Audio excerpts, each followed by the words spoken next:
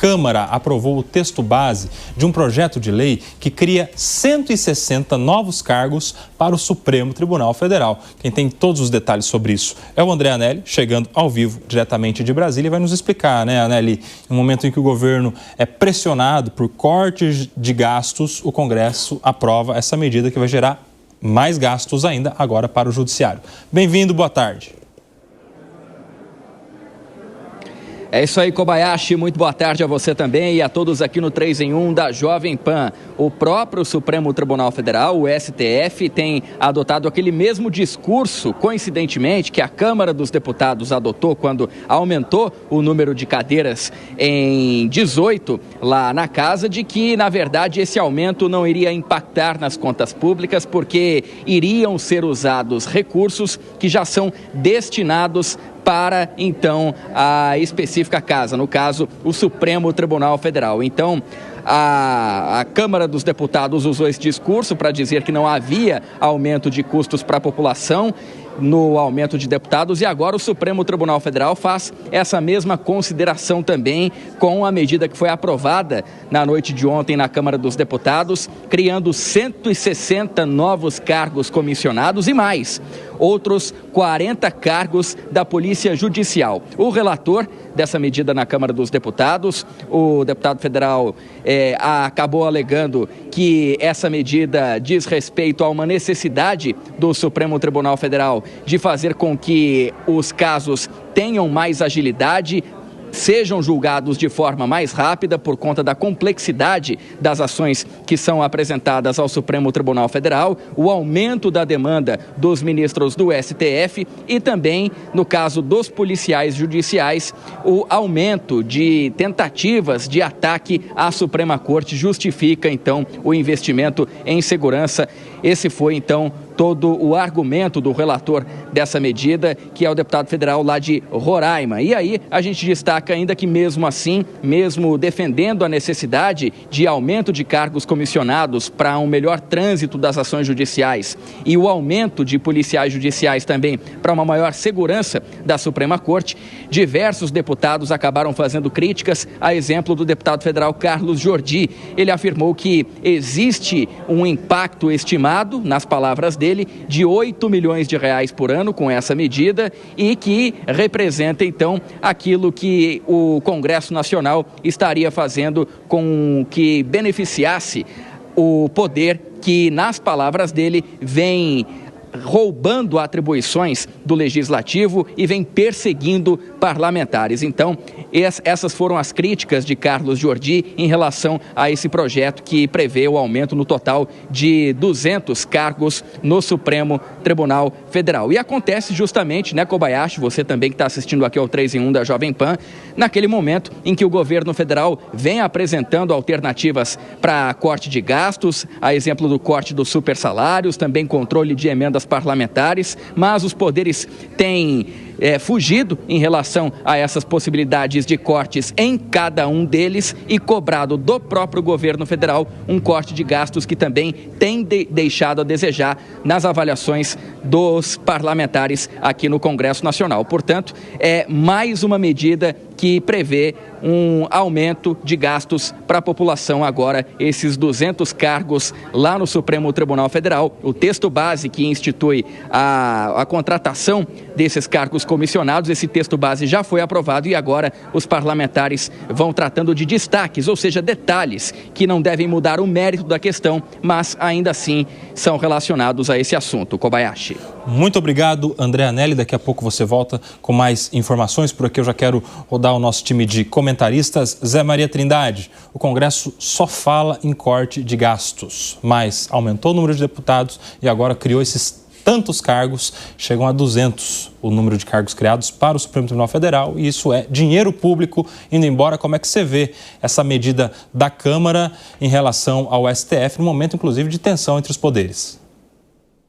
Pois integrantes do Supremo até desconfiavam que o Congresso Nacional retaliaria através de leis e através de resistências a leis de interesse do Supremo que estão no Congresso Nacional.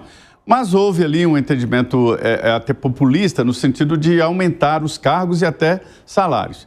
E são os maiores salários, são os chamados cargos comissionados, né? E cria ali uma rede de polícia do judiciário.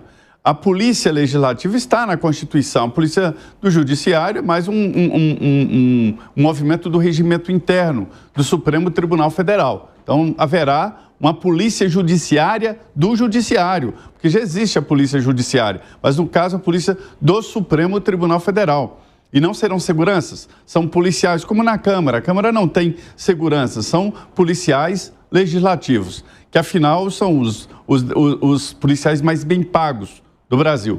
Salários que ultrapassam ali os R$35 mil. Não conheço nenhum policial que corre atrás de bandido que receba um salário assim como os policiais da Câmara. Mas, enfim, são policiais também que estão na Constituição. Agora, esse aumento de cargos, isso é uma aberração, porque, na verdade, é só fazer um remanejamento. Porque, em muitos casos, a maioria são concursados e fizeram concursos para cargos que não existem mais. Então, assim, era preciso fazer um remanejamento, um reaproveitamento, do que fazer esse aumento de cargos. Há quem diga que isso não significa nada em termos de orçamento. É verdade, não significa, né? Mas é didático e se soma e leva isso como exemplo. Se o Supremo pode fazer isso, o STJ vai fazer, o TSE vai fazer e as justiças estaduais também. E quem paga o pato é o contribuinte. Não é à toa que a ministra Simone Tebet foi hoje ao Congresso Nacional dizer que o orçamento está colapsado. Por que está colapsado? Porque o gasto permanente tomou conta do discricionário, ou seja, não sobra um centavo para o chamado gasto bom, que é o de investimento em infraestrutura que faz o país crescer. O Brasil, em 2027, vai pagar e ficar devendo, não vai ter dinheiro para fazer absolutamente nenhum investimento. Vai consumir tudo na sua própria existência. Olha que aberração. O Alan Gani, para onde vai o discurso da responsabilidade, do corte de gastos, de diminuição de despesa dos nossos parlamentares? Vai por água abaixo, né? Muita hipocrisia. Parece aquele camarada que trai a esposa, mas aí morre de ciúmes e exige uma super fidelidade da companheira. É o que o Congresso vem fazendo, né? Esse aumento de gastos, veja, tem dois efeitos, eu concordo absolutamente com a análise que o Zé trouxe aqui. Primeiro, você tem esse aspecto da simbologia. Então, fica muito complicado, por exemplo, você falar em reforma da Previdência, que inclusive é extremamente necessária a gente discutir uma nova reforma da Previdência, e isso traz custos, evidentemente, para a população, mas como é que você vai justificar para a população que, olha, você vai pagar o preço de uma reforma da Previdência enquanto a gente aumenta cargos ali no Poder Judiciário? É claro que a quantia é completamente diferente, mas essa simbologia importa, porque fica parecendo que só a população brasileira, a classe média, os mais pobres, pagam a conta. Então, se as instâncias máximas, sejam elas do Executivo, do Legislativo ou do Judiciário, pagassem também essa conta, ficaria muito mais fácil avançar com reformas populares. E um outro ponto, Coba, se a gente pegar, né, mesmo que seja pouco isso em termos do orçamento federal, no geral, mas se a gente somar um gargalo aqui, um gargalo ali, se a gente somar todos esses gargalos no Brasil, é como se fosse uma casa cheia de vazamentos. A quantia é muito grande dessa ineficiência. Então, veja, a gente acaba pagando a conta duas vezes, um pela simbologia e outro também pelo aspecto quantitativo, se a gente somar todos esses desperdícios e ineficiência da máquina pública. Agora tem uma questão aí, Bruno Musa, que eu quero falar com você, que são os fundamentos deste projeto, os motivos que levaram à aprovação, segundo o relator, o deputado do Republicanos de Roraima. Ele disse que isso visa agilidade, isso visa eficiência, isso visa a entrega de uma prestação jurisdicional mais eficiente à população. Você acredita que a partir desses novos cargos teremos processos mais ágeis no nosso judiciário? Bom, vamos lá, eu acompanho tanto o Zé 100% como o Alan até o momento, mas vamos sair um pouco do mais abstrato aqui e vamos em cima de números. O Brasil gasta por volta de 1,5% do PIB com o judiciário, mais ou menos como o Bolsa Família, 160 bilhões mais ou menos. A Europa gasta na média 0,3%. A Irlanda, que é o menor da Europa, 0,07. Os Estados Unidos, 0,14. Isso dados do Banco Mundial. Agora vamos dados oficiais da própria Suprema Corte americana e dados do STF também aberto para todo mundo. A Suprema Corte americana julga entre 60 e 80 casos por ano. A do Brasil, próxima a 100 mil casos. Ou seja, mais um caso, como eu mencionei ontem, que nós gastamos muito e gastamos mal. Vale lembrar que desses quase 100 mil casos julgados pela Suprema Corte brasileira, nós temos mais de 50% que são decisões monocráticas. Ou seja, tudo isso mostra que não é questão de falta de dinheiro, é questão de ineficiência ou qualquer outra coisa que quisermos chamar, como, por exemplo, gastar muito mal. Então, não adianta nós turbinarmos com dinheiro algo que é ineficiente. Você vai simplesmente aumentar, acelerar o processo da ineficiência. Isso acontece, por exemplo, com os gastos em educação. Nós gastamos mais que a média dos países do OCDE, estamos lá embaixo na lista da educação. Portanto, de novo, quando nós diagnosticamos o problema de maneira errada, a solução será errada. Só que nesse caso, na minha opinião, não é um diagnóstico errado, é um método. É um método para conseguir sequestrar mais ainda do dinheiro do pagador de imposto para eles centralizarem na mão deles um projeto e distribuição própria desse capital. Portanto, mais uma vez fica claro, e é difícil negar o número, como eu falo, independe do espectro político e ideológico de cada um. Se você é de esquerda, de centro ou de direita, na matemática 2 mais 2 é igual a 4. E os números aqui mostram claramente, se o Brasil é um dos países que mais gasta com o judiciário, julgamos muito mais e demoramos muitas vezes 20 anos para processos ou não serem julgados, ou prescreverem, ou saírem com soluções completamente tortas, não é o problema do dinheiro. O problema é que ele está ineficiente por natureza. Ao gastar mais dinheiro do pagador de imposto, nós vamos turbinar ainda mais a ineficiência, mas eles ficarão felizes com mais dinheiro nosso nas suas mãos para serem distribuídos como quiserem. Senhor Fábio Piperno, quero também a sua análise, a sua opinião em relação ao momento que isso acontece, porque a gente está vendo aí um aumento de cargos para o judiciário no momento em que a relação entre legislativo, judiciário e executivo não está assim tão harmoniosa. Tem alguma coisa a ver com esse timing também? Vejam só, eu sempre chamo atenção aqui para algo que eu classifico de o pacto das elites.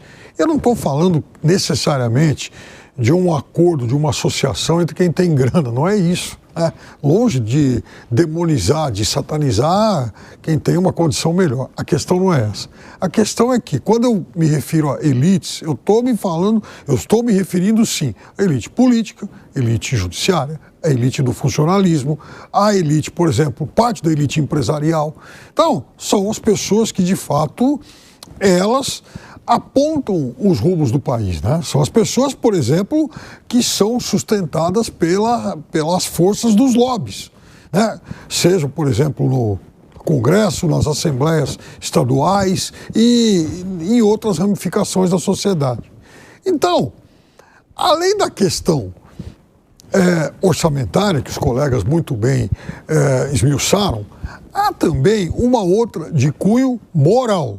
Porque, vejam só, outro dia, e a gente chamou atenção para isso anteontem, a Assembleia Legislativa de São Paulo, ela criou 1.300 novos cargos no Tribunal de Justiça, numa votação que durou 50 e poucos segundos, né?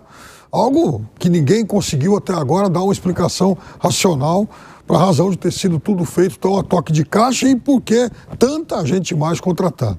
Quando você fala desses novos funcionários do STF, é o que o Zé Maria citou há pouco. Há pessoas sobrando, né, em outras áreas do funcionalismo que poderiam muito bem serem remanejadas. E uma reforma administrativa, ela não tem que visar, porque essa é a armadilha que leva muita gente de boa fé a, enfim, acreditar e apoiar alguns projetos. Quando a gente fala em reforma administrativa, uma reforma administrativa ela não tem que mirar, por exemplo, simplesmente passar o facão e sair cortando gente por aí. Não, ela tem que trabalhar também com remanejamento. também não, principalmente. Por quê? Porque vai ter gente que vai se aposentar, vai ter gente que vai sair do serviço público, mas você vai ter pessoas sobrando em outras áreas. Em compensação, quando você cria um projeto lá para, por exemplo, mais médicos, é óbvio que você tem que contratar. Só que não precisa ficar contratando o tempo todo para só encher a burocracia bem paga. E por que isso acontece? Porque aí há essa questão da autocontenção dos poderes e de troca de favores entre eles. Então, é um poder que aumenta o número de deputados, o outro aumenta o número de funcionários, o STF aumenta não sei o quê. Então, todo mundo vai aumentar a sua mordida. E aí, quem é que vai pagar essa conta? O país tem condição de arcar com tudo isso? Olha só.